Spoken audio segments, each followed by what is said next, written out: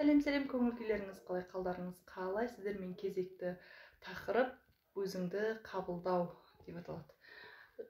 Жалпы өзгелер сізді қабылдап, өзгелер сізді сыйлап, түрден орын бергенін қалайтын болсаңыз, әрқашан сыйлы болғыңыз келетін болса, жетістікке жеткіңіз келетін болса, адамдар арасында басыңызды тік көтеріп жүріп, адамдарға сыйлы болғыңыз келетін болса, өз-өзіңізді бірінші қабылдауыңыз керек. Өз-өзіңізді жақсы көруіңіз керек. Өзіңізге өзіңіз рахмет айтып үйренуіңіз керек. Өз-өзіңізді сыйлауыңыз керек. Шындығына келгенде, өзіңізбен өзіңіз қалатын, өзіңізбен өзіңіз болатын, сіздің нағыз досыңыз өзіңіз ғанасыз. Өзіңізді ғана өзіңіз алып шығасыз. Жалпы сондықтан мықты бір практика бар, техника бар.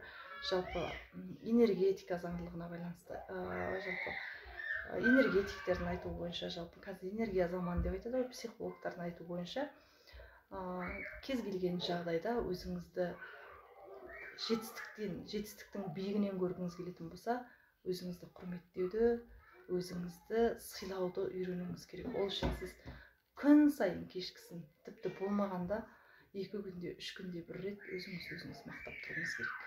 Өзіңізге өзіңіз рахмет айтып үйреніңіз, өзіңізді өзіңіз мақтаңыз. Сол кезде өз жанарыңыз, көзіңіз жанып бастайды.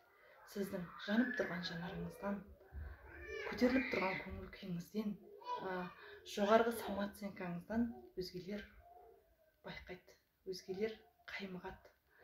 Әйтпесе, өзіңізді өзіңіз сыйламасаңыз, өзіңізді өзіңіз құрметтемесеңіз, тура сондай өзгелер де сізді табанының астында езгілейтін болады.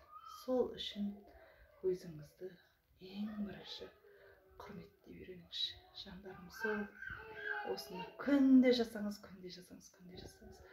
көп ұзамай нәтижесін көретін боласыз.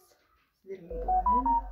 Маған жазып тұрыңыздар, оқып тұрыңыздар, комментария жазып тұрыңыздар. Барлықтарыңызға рахмет.